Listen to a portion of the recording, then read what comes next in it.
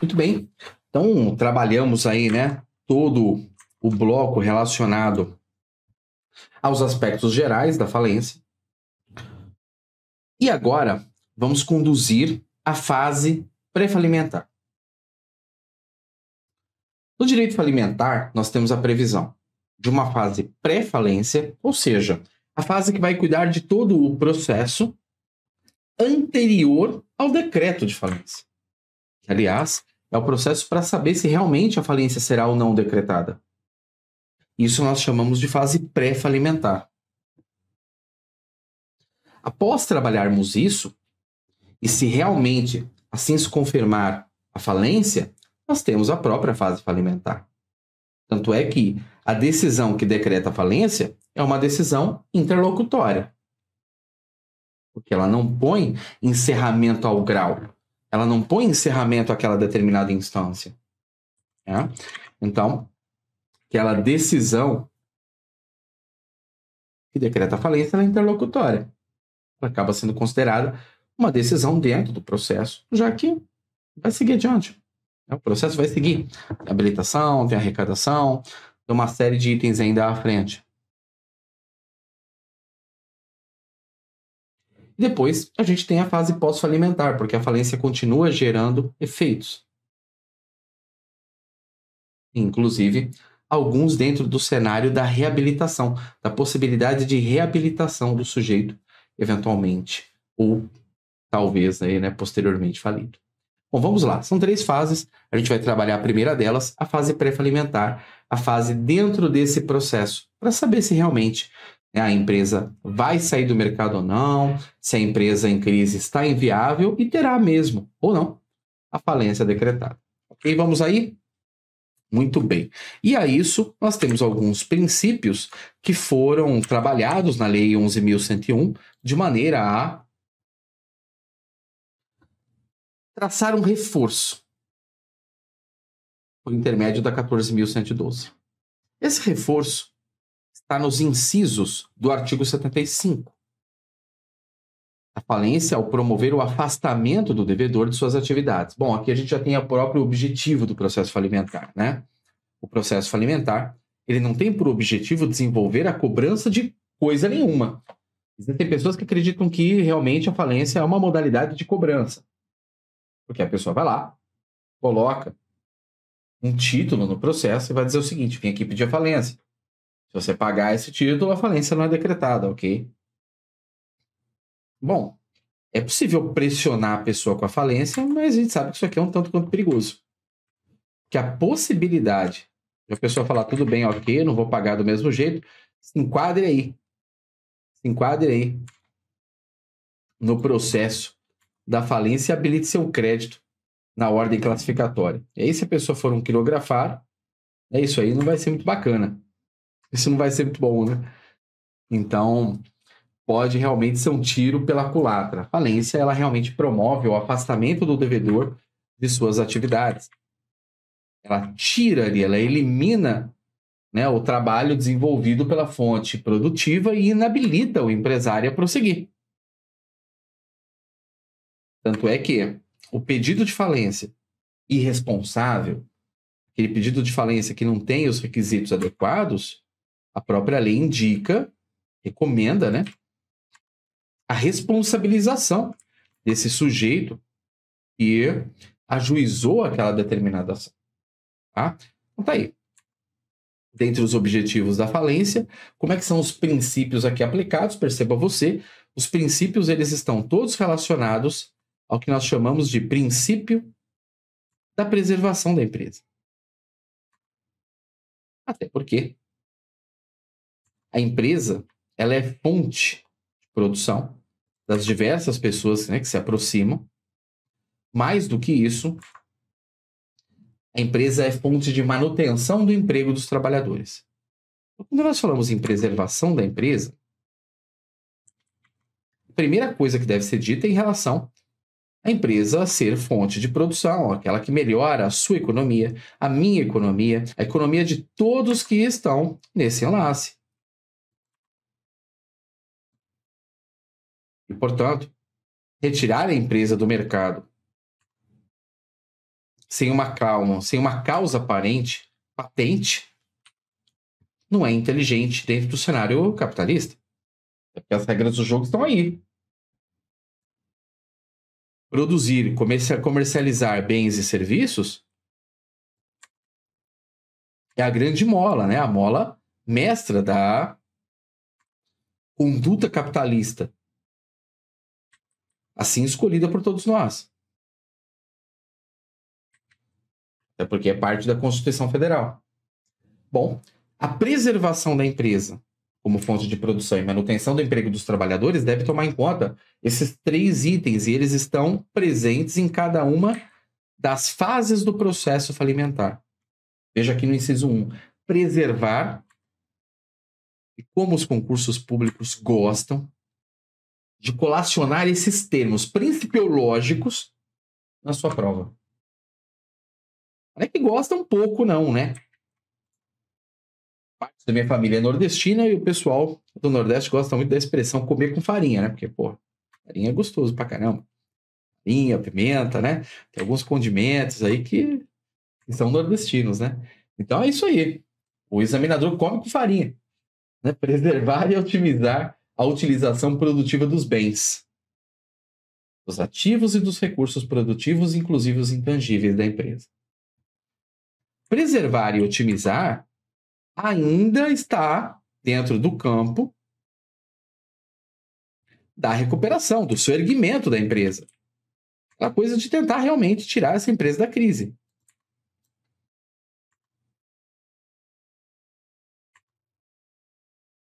Esse ainda é o campo.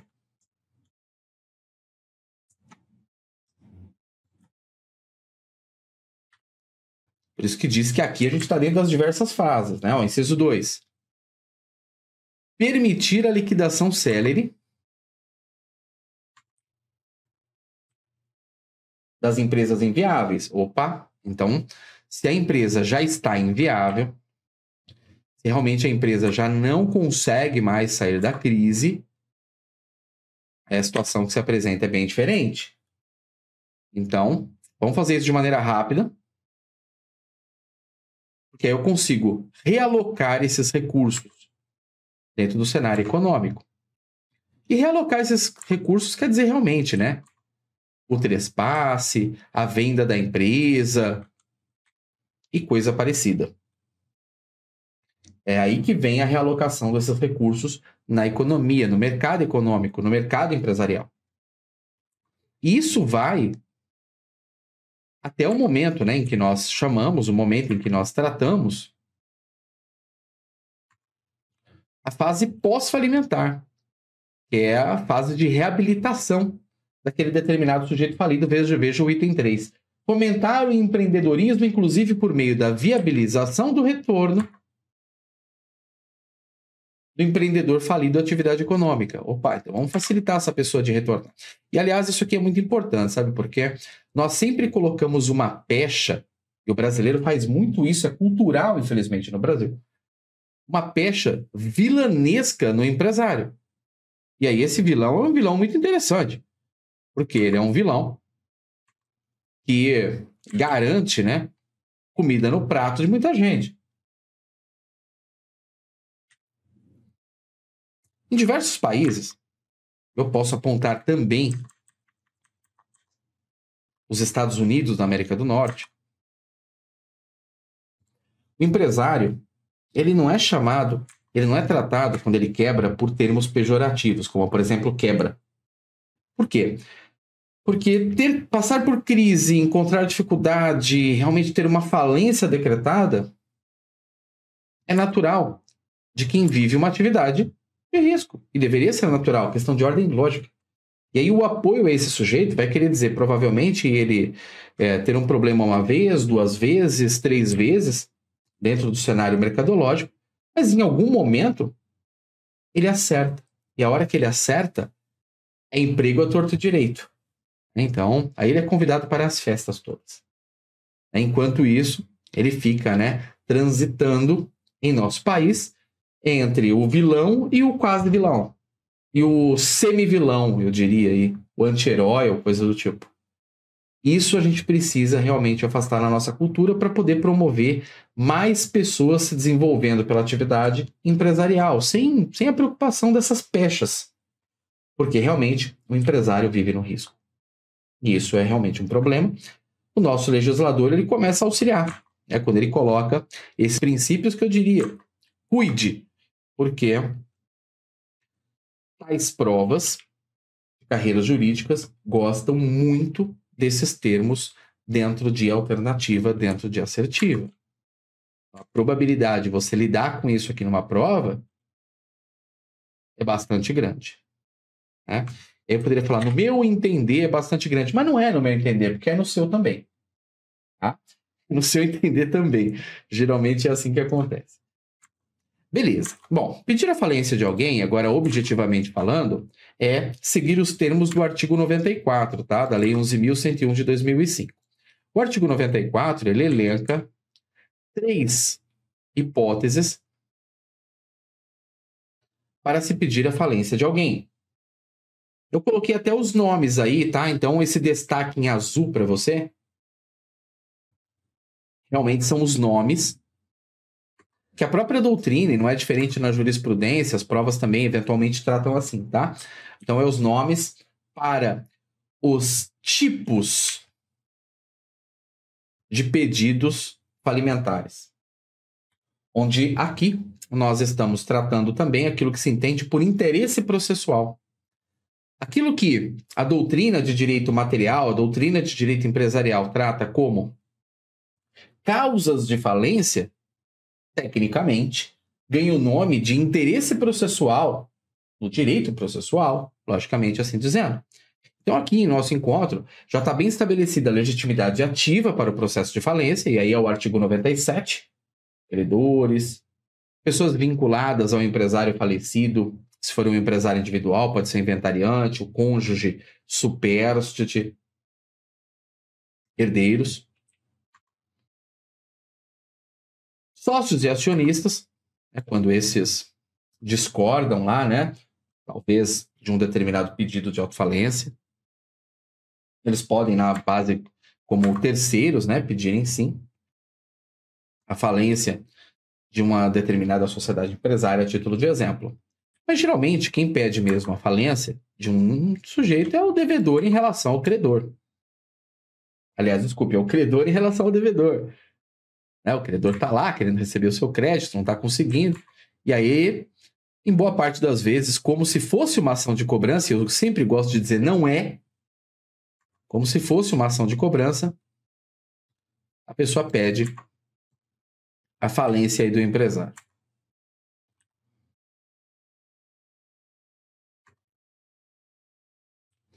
E como disse, né? Como se fosse uma ação de cobrança. Tiro que pode ser pela coata. Tá? Então é o credor que geralmente faz isso. O devedor pode pedir a sua própria falência.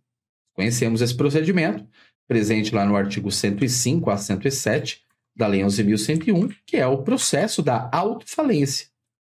Então é possível. É pedir a própria falência, sim. É o processo da autofalência. E, fora o fator autofalência, porque a autofalência é basicamente uma confissão que o sujeito faz. Ele está confessando que, mais do que estar numa situação de crise econômico-financeira, ele está confessando que não consegue sair dessa crise. Não tem condições de eliminar essa crise. Então, a autofalência, presente nos artigos 105 a 107, ela é mesmo, né, uma modalidade de confissão, diria eu. Mas o artigo 94, então, ele só pode se apresentar, então isso quer dizer, né, que o artigo 94, ele se apresenta ao processo de falência que é aplicado, que é desenvolvido, que é startado por um terceiro. Então tá aqui, ó. Vamos lá para a leitura. Será decretada a falência do devedor que, sem relevante razão de direito, não paga, no vencimento, uma obrigação líquida materializada em título ou títulos executivos, protestados cuja soma ultrapasse o equivalente a 40 mínimos na data do pedido de falência. E aí o nome que se dá a isso é impontualidade injustificada. Então aqui, recapitulando aquilo que eu já venho conversando, quem é que é juiz dessa ação de falência? Um credor, geralmente. Vai a legitimidade ativa. Quem pode ter a falência decretada contra si? Entre tudo aquilo que a gente já conversou, um empresário, uma sociedade empresária. Legitimidade passiva. E qual é o interesse processual? São os dois itens mais importantes dentro das condições da ação. Já dizia a doutrina, né, o trio processualista italiano, né, Carnelucci e Companhia Limitada, né? Então, como é que funciona aí, né, a chamada impontualidade injustificada? Bom, aqui a gente tem o interesse processual. E aí eu preciso dar vazão principalmente a 3 itens. Note, sem relevante razão de direito. Quer dizer, sem relevante razão de direito. Sem que a pessoa tenha uma relevante razão para não pagar um determinado título, e aí essa razão, para ser relevante, ela tem que ter base na própria lei. Exemplo, na lei de duplicatas, no artigo 8º, se diz lá sobre o não pagamento de uma duplicata em vista do fato de a mercadoria estar avariada. As condições ajustadas não foram preservadas. Temos dificuldades ali em vista dos preços e aí por diante. Vícios, defeitos na qualidade do produto. Bom, isso é uma relevante razão de direito para não pagar. É relevante razão de direito não estar em crise? Aliás, estar em crise? Não, estou com dificuldade financeira. Não, não é relevante razão de direito. E aqui seria uma relevante razão de direito para o não pagamento. Ponto. Independentemente da crise. A tratativa da crise tem lei para isso, que é a lei de recuperação de empresas, e a gente vai tratar isso no momento adequado. Tá? Então, o sujeito que sem relevante razão de direito, quer dizer, uma razão justificada na lei, ele não paga um título ou títulos. Um título ou títulos tenha um valor equivalente ou superior a 40 mínimos. Então, pode ser uma duplicata de 100 mil reais, pode ser 2 duplicatas e 2 cheques, cada um de 10 mil reais. E aí a gente pode incluir aí, só para a conta não dar errado, vamos incluir uma cédula de crédito aí comercial de mais uns 3, 4, 5 mil. Opa, então beleza, professor, vai dar os 40 mínimos aí. Exatamente, é para isso. Tá? Então, não pagou. A gente tem aqui o descumprimento de uma obrigação, é a tal impontualidade injustificada. Um descumprimento de uma obrigação, veja, esse sujeito não tem relevante razão para não pagar. Ele não pagou. Talvez ele esteja em crise, verdade, mas isso não é considerado relevante para o não pagamento. Até porque a crise tem tratamento em legislação específica, ele vai ter acesso aí aos benefícios da recuperação de empresas seguindo certos requisitos. Aqui não estamos falando disso. Estamos falando para o pagamento em si. Então, ele não paga um título ou títulos cuja soma seja equivalente ou superior aos 40 salários mínimos. Pode ser uma duplicata, cheque, nota promissória. E veja que aqui são títulos executivos. Eu não estou falando título de crédito. Pode ser até uma sentença. E veja, cuja soma ultrapasse o equivalente a 40 salários mínimos na data do pedido de falência. Mas aqui tem uma situação que eu gosto muito de relatar. Se tem relevante razão de direito, não paga no vencimento, obrigação líquida materializada em título ou títulos executivos protestados. Então, a impontualidade injustificada, né? O sujeito que descumpriu uma obrigação, não tinha razão para isso, não pagou o título ou títulos executivos, disse para vocês, não precisa ser título de crédito, é executivo. E aí, 3, por último, esse título precisa estar protestado. E muito cuidado, porque o parágrafo único do artigo 9º da Lei 11.101, ele explica que este protesto precisa ser o protesto para fins falimentares. Não é o protesto simples. Professor, a diferença de um e outro, por favor? O protesto simples é aquele que eu chego no cartório e digo, olha, tá aqui o título, tá aqui um cheque, vamos lá, protesto. O cartório vai levar a notificação até a casa do sujeito, vai mandar uma correspondência e vai falar, olha, paga aqui, cara, porque senão você vai ter um protesto contra si. Aí a pessoa não paga e o protesto se estabelece e um documento chamado instrumento de protesto acaba sendo emitido em desfavor do tal protestado. O protesto para fins falimentares, o sujeito chega lá no cartório, tanto quanto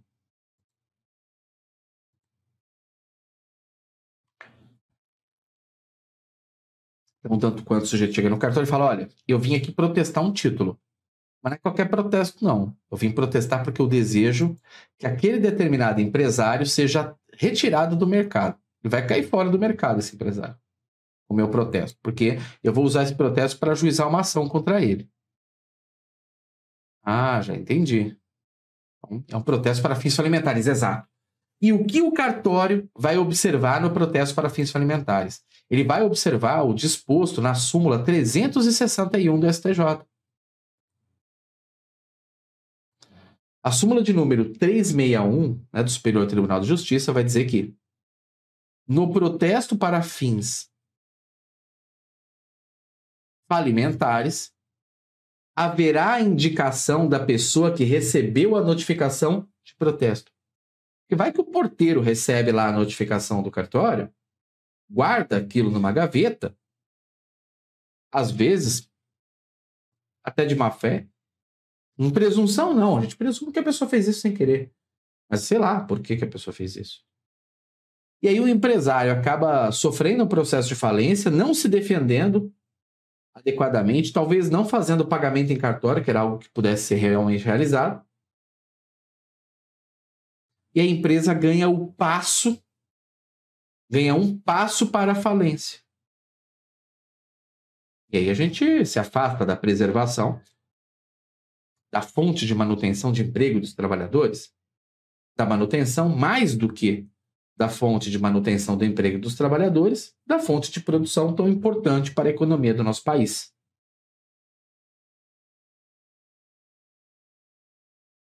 Então, em pontualidade injustificada, sim, o título ou títulos executivos deve seguir 40 salários mínimos e haverá necessidade do protesto para fins falimentares. Uma coisa importante, tá? Como é possível mais a juntada de 2, de 3, de 4, de 5 títulos para atingir os 40 salários mínimos, fica também muito claro aqui em que é possível se falar em litisconsórcio ativo. Então, é possível falar em litisconsórcio ativo, né? E aí, o ajuizamento da ação por várias partes aqui presentes, tá? Essa aqui é a impontualidade injustificada. É, inclusive, também a forma mais utilizada atualmente para se pedir a falência de um determinado empresário ou de uma sociedade empresária. É a forma que mais se utiliza, né, que o mercado mais utiliza, que os empresários, os credores, né, mais utilizam aí para pedir falência de um empresário e de uma sociedade empresária. Note você que o conjunto de requisitos é grande, mas não é difícil de ajuizar essa ação. É um conjunto grande de requisitos porque se está colocando a possibilidade de tirar uma empresa do mercado, sem que talvez essa empresa, por essa mesma razão, já tenha sofrido alguma ação judicial de forma anterior. Não, é só mostrar a impontualidade de um título. Isso a gente vai fazer de maneira extrajudicial. Vai fazer por intermédio, inclusive, da sua prova solene, que é o protesto para fins falimentares. E aí, tendo em posse o instrumento de protesto, que é o documento que comprova que o sujeito não pagou aquela obrigação nem sequer em cartório, e, portanto, o protesto para fins falimentares devidamente tirar protesto, que significa lavrar protesto, protestar aquele determinado título. Então, com essa prova solene, já é possível pedir a falência e chegar no decreto de falência em relação a determinado empresário, a determinada sociedade empresária. Perigoso isso. Tá? Mas, note, o perigo está no fato de que não é difícil materializar essa ação, fundamentar essa ação. que basta a juntada do instrumento de protesto ali, o cartório emite no final do expediente do dia posterior ao dia do vencimento, dar aquela notificaçãozinha que o cartório manda na casa da pessoa. Só juntar um instrumento de protesto é a prova que já resolve a questão do valor. Ali está que o protesto tem fins alimentares e que há uma impontualidade ao descumprimento de uma determinada obrigação. Então, essa é a primeira hipótese para se pedir a falência de alguém. A segunda hipótese é aquela em que a gente chama de execução frustrada. É do artigo 94, inciso 2 da Lei 11.101 de 2005.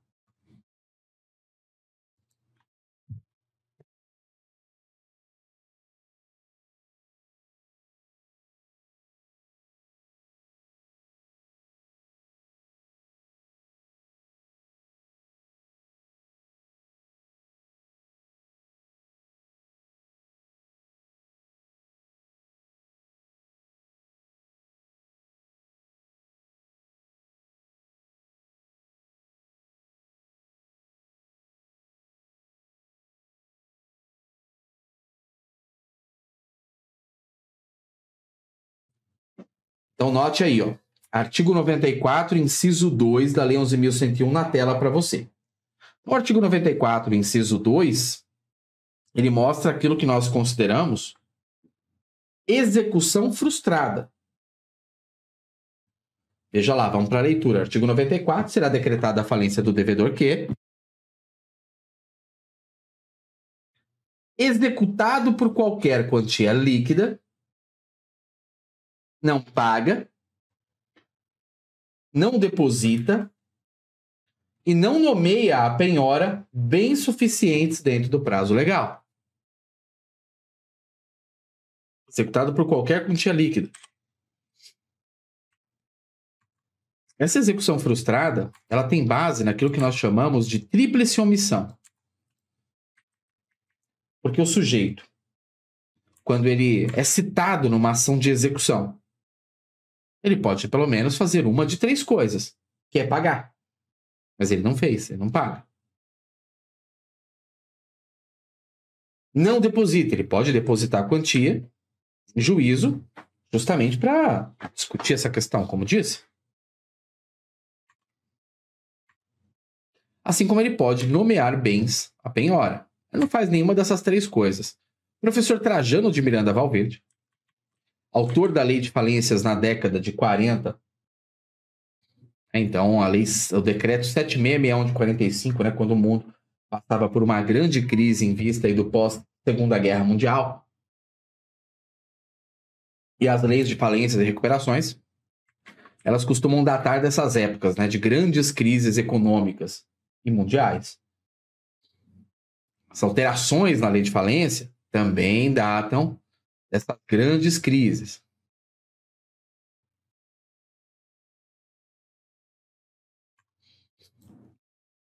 Então, tá aqui, ó. O autor do decreto 7661, Trajano de Miranda Valverde, vai dizer que esse é o chamado pedido de falência por execução. É o pedido de falência por tríplice omissão, em que numa execução o sujeito não paga, não deposita e não nomeia bens a penhora. Também é fácil de fazer prova de uma situação como essa. Até porque fazer prova aqui é só realmente traçar a juntada da certidão de acompanhamento processual. E aquela certidão é suficiente para deixar claro, né, que ali não tem depósito nenhum, assim como não tem pagamento.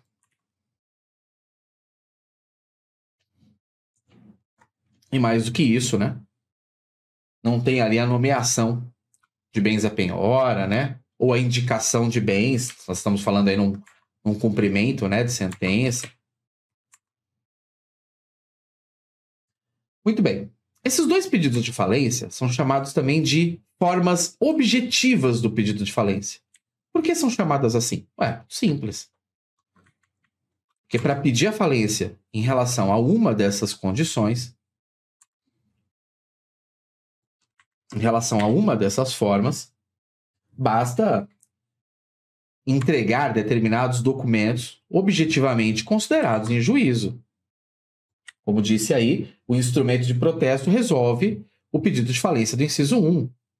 E uma certidão do andamento processual resolve o pedido de falência do inciso 2. Agora, quando nós chegamos no artigo 94, inciso 3, a coisa muda bastante. O pedido ele ganha subjetivismo, até porque exige dilação, aqueles pedidos eles exigem dilação probatória, porque são aqueles que nós chamamos de atos de falência. Os atos de falência, presentes aí no artigo 94, inciso 3, são diversos dentre possíveis aqueles em que um determinado empresário, uma sociedade empresária, coloca em risco a continuidade da empresa por determinadas condições que naturalmente, na prática, costumam levar a uma empresa à ruína. Então, quais são essas situações aí, professor, né, em que o sujeito leva a empresa à ruína, presente aí no artigo 94, inciso 3? Vamos para isso agora.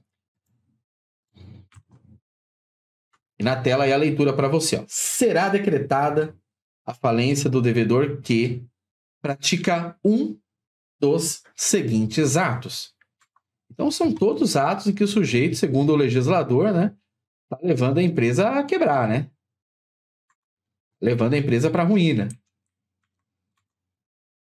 Qualquer um desses atos, segundo o legislador, não vai dar coisa boa, né?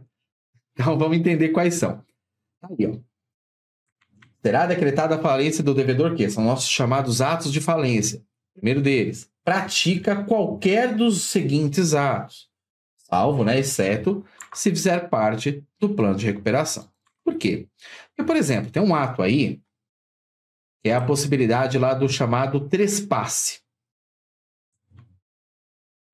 A venda da empresa. A venda da empresa, que vamos supor, a venda irregular da empresa, a venda sem notificar os credores, ela é um ato de falência, como você vai poder aí notar. Será possível a você perceber, é um ato de falência.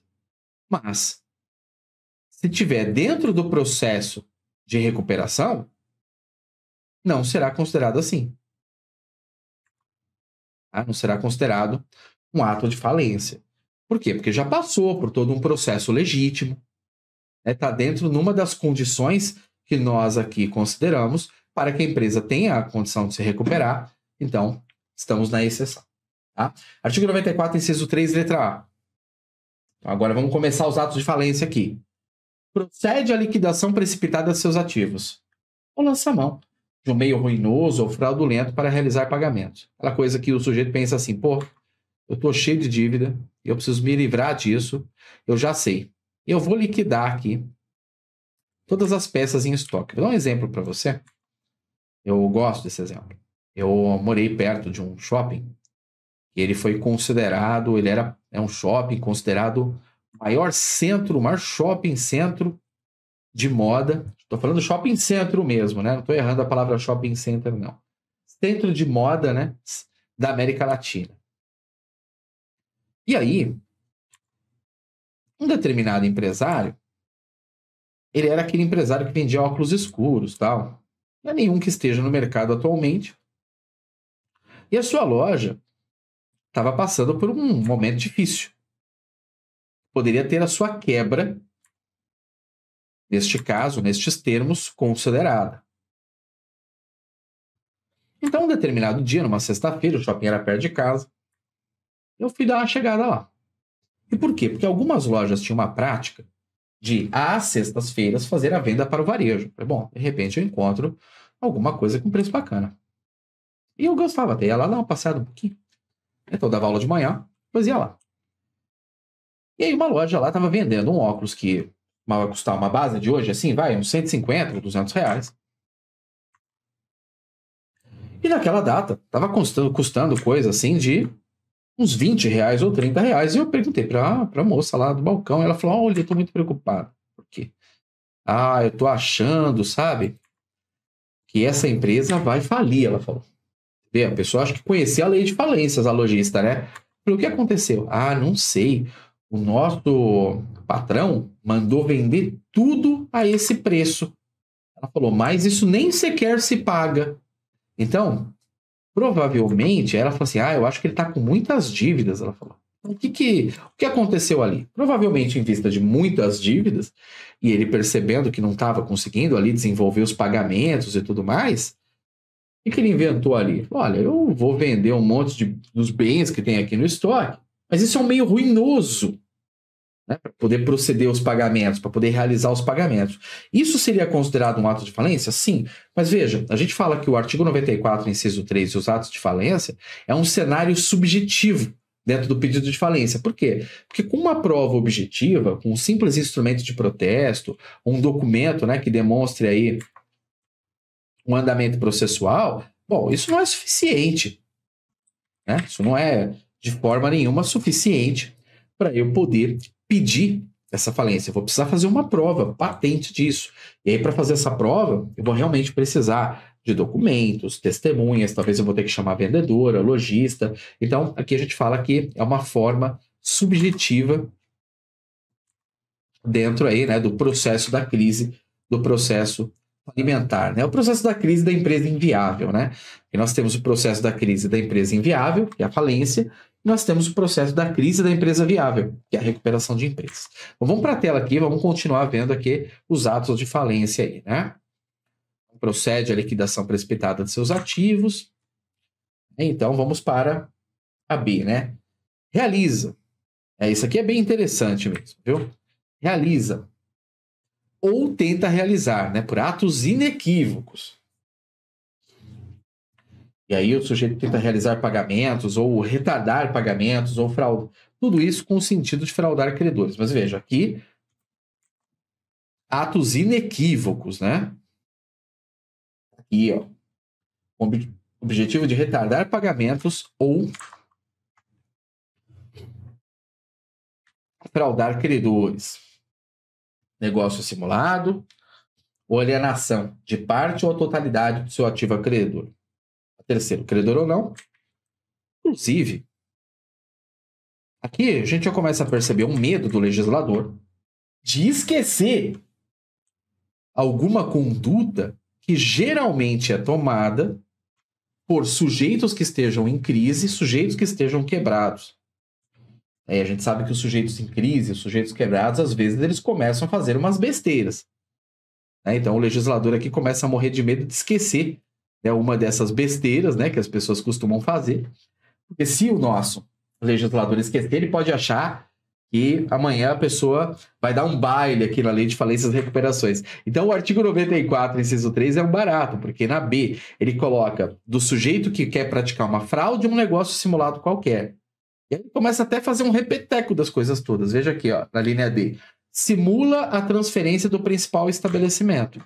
Então, a gente tem, na linha B, negócio simulado e vender a empresa, que é o trespasse, né? Simulado. Bom, também é um negócio simulado. Mas o nosso querido legislador está morrendo de medo de um determinado sujeito desses espertalhões aí passar a perna nele. Então, por isso que ele vai, às vezes, né, acabando aí sendo até, vamos lá, redundante, né? As coisas que ele coloca aí sobre esse item, sobre essa questão, tá? Então, tá aqui. Simula a transferência de seu principal estabelecimento. Mesma coisa aqui, né? Um trespasse simulado, com o objetivo de burlar a legislação ou a fiscalização. Seja também para prejudicar credor. Vejam, uns textos bem carregados, né? Da preocupação, né, com a fraude. Aí também é bem interessante, né? Aí é a seguinte, essa aqui é aquela coisa do sujeito que está devendo e ao mesmo tempo está tomando pressão. Porque, nota, ele já comprou, né? A pessoa já fez as compras que precisava, já comprou sua mercadoria, já até vendeu a mercadoria. Já até revendeu, né? Ele comprou e já revendeu a mercadoria. Mas ainda assim, ele dá ou reforça a garantia a credor. Por que você vai dar a garantia para um credor de uma mercadoria que você já comprou? que você vai reforçar a garantia? É claro que provavelmente ele tomou a pressão de algum de seus credores, ainda inclusive com a preocupação de, num processo de falência, ficar lá como credor quirografário. E aí o sujeito inventa, ó, me coloca pelo menos aí, né? É coisa provavelmente também, né? Conjunta, infelizmente ou felizmente, do advogado. Ó, me coloca aí então pelo menos como o sujeito daquela classe de direito real de garantia. Porque aí de repente eu não fico como quirografário lá pro final da lista. Não, aí a coisa enrola demais pro meu lado. Então ele dá ou reforça a garantia a credor por dívida contraída anteriormente. O que não faz sentido nenhum, né? Sem ficar com bens livres e desembaraçados suficientes para saldar o passivo. F. Ausenta-se sem deixar um representante habilitado. Tudo bem, a pessoa fazer uma viagem, a pessoa que está com dívida, ela até precisa, né? Imagina, a pessoa está com muito de dívida lá, poxa, está numa situação difícil. É até importante. Vejo que é bem importante que ela faça uma viagem. Essa viagem pode colocar a cabeça dela no lugar, ficar mais tranquila, voltar com novas ideias. Mas se você está numa situação dessa, você deixa lá os credores em polvorosa, né? Caramba, será que eu vou receber meus créditos mesmo? Será que eu não vou? Então é necessário deixar um representante habilitado para os pagamentos, tá?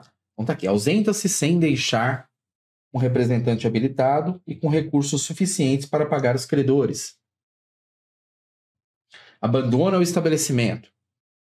Bom, tem pessoa que faz isso mesmo na fuga. Tá? Tem pessoa que foge mesmo porque não está aguentando a pressão. É de tantas pessoas ali, né? Fazendo as cobranças, e perturbando, mandando mensagem, e ligando o dia inteiro, aquelas empresas de cobrança, né, que acham que vão conseguir receber do credor porque ligam para ele 100 vezes por dia. É como se isso realmente fosse critério, né, para a pessoa pagar. Aí o cara começa a ficar perturbado com aquela coisa toda. E aí ele foge, ele some. Ou não recebe mais ligações e tudo mais. Infelizmente ou felizmente, isso aí é considerado ato de falência. Então essa é uma preocupação que se deve ter por um sujeito aí, né, que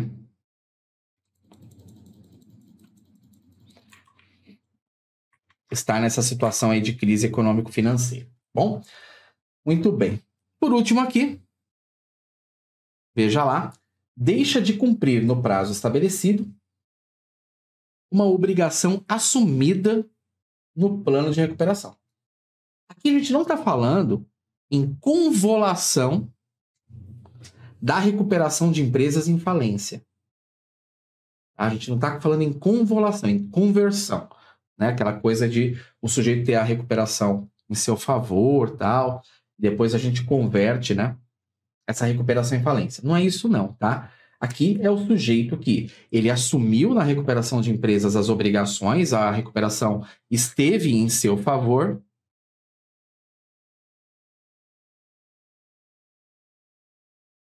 Tá? Esteve em seu favor. Então, deixa de cumprir no prazo uma obrigação assumida no plano de recuperação. Então, tinha que pagar uma parcela lá de R$47 mil por mês. Tinha que pagar uma parcela de R$47 mil por mês.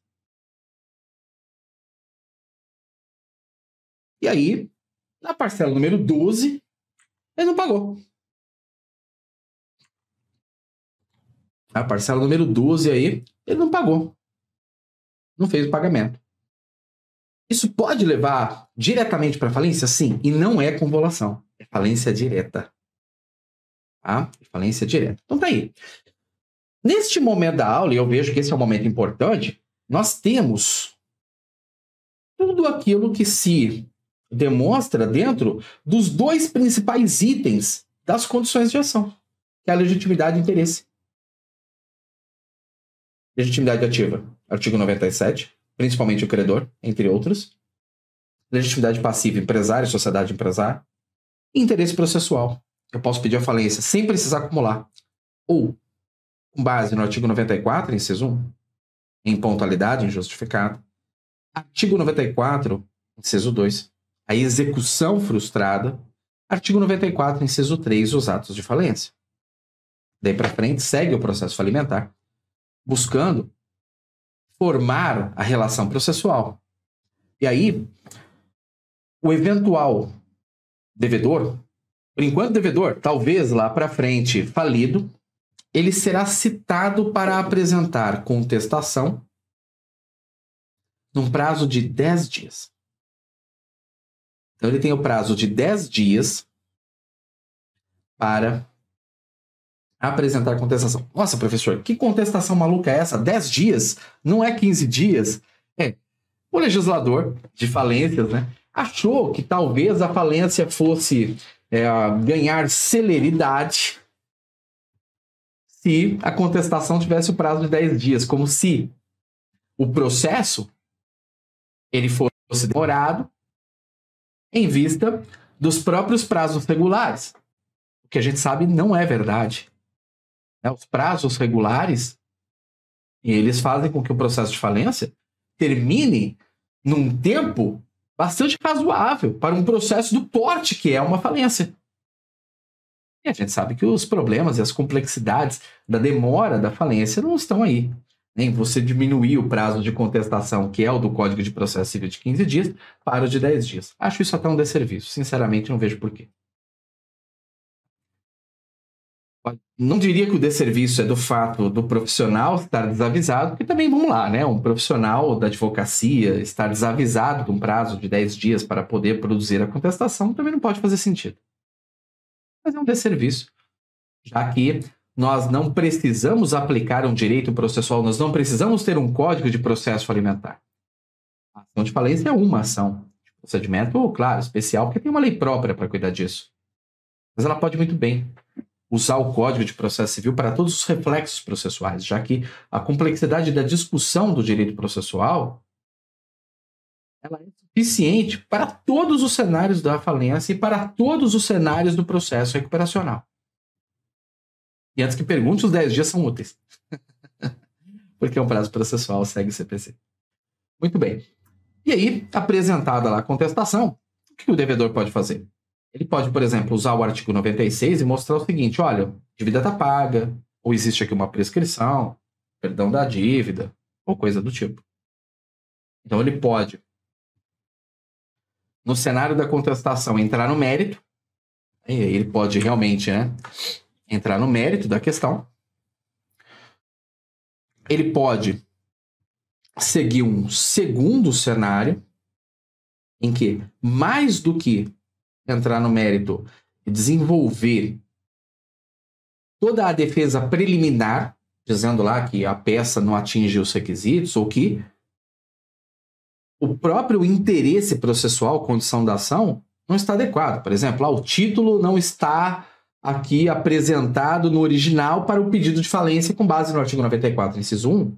Mas olha que interessante. Muito embora, dentro do processo falimentar, a defesa pode trabalhar os itens preliminares e meritórios,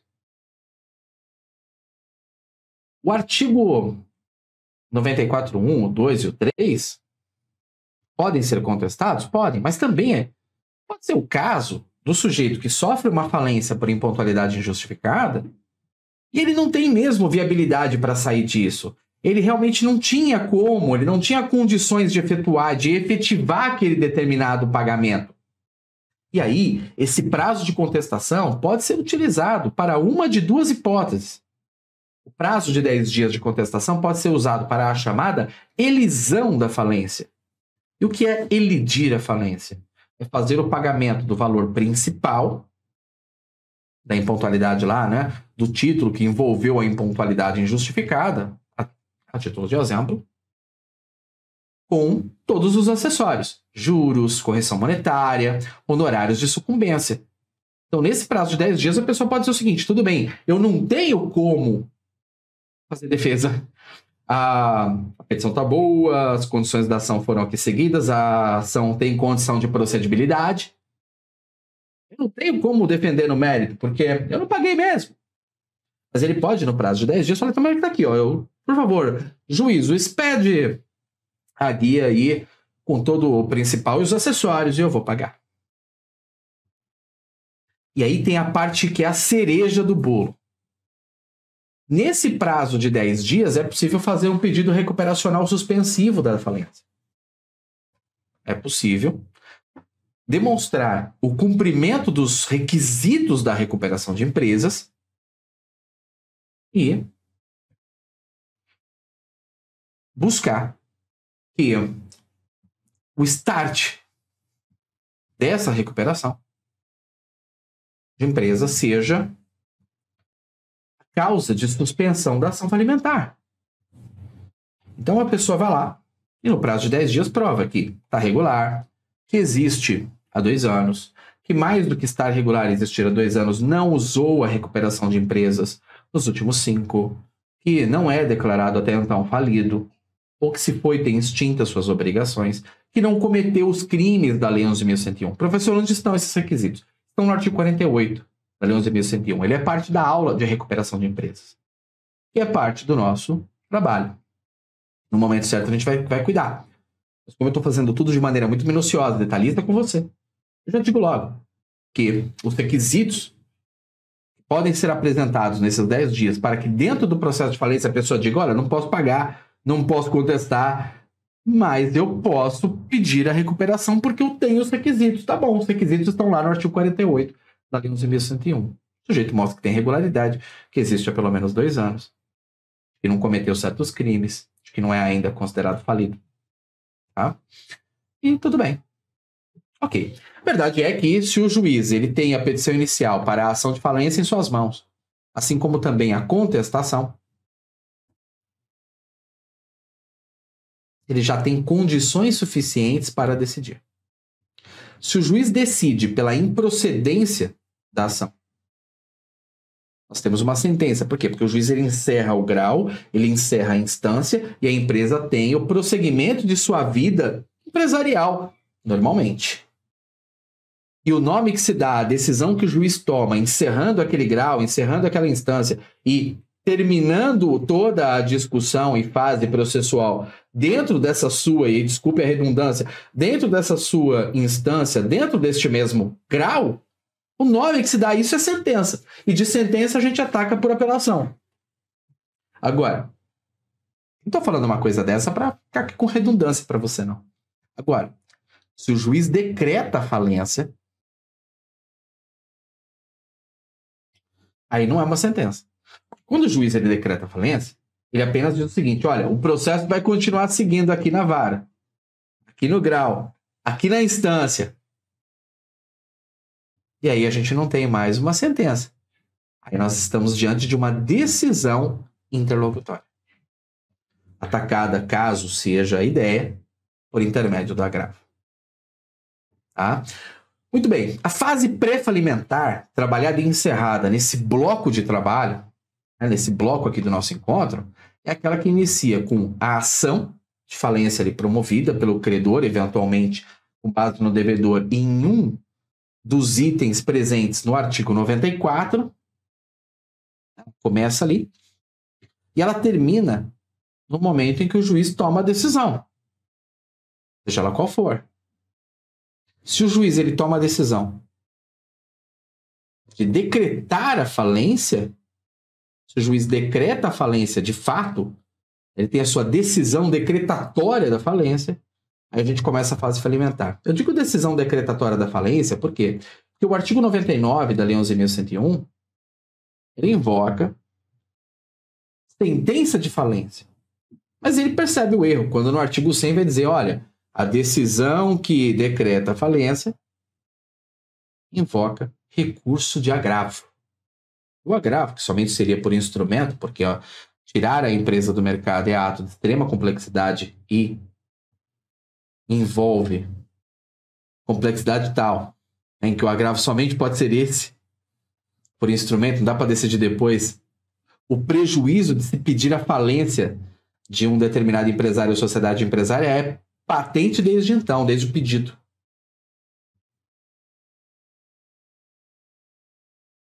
Então é isso. Então é isso. Empresário, sociedade empresária, tem a sua falência decretada e assim se dá por uma decisão interlocutória que tem cara de falência. É interlocutória por quê? Porque ela somente começa uma fase processual, ela começa um processo naquele grau, naquela instância em que ela está, ela não encerra aquilo, portanto ela não pode ser sentença. Mas ela tem cara de sentença na sua forma, porque ela é mais complexa do que a maioria das decisões sentenciais que todos os juízes tomam.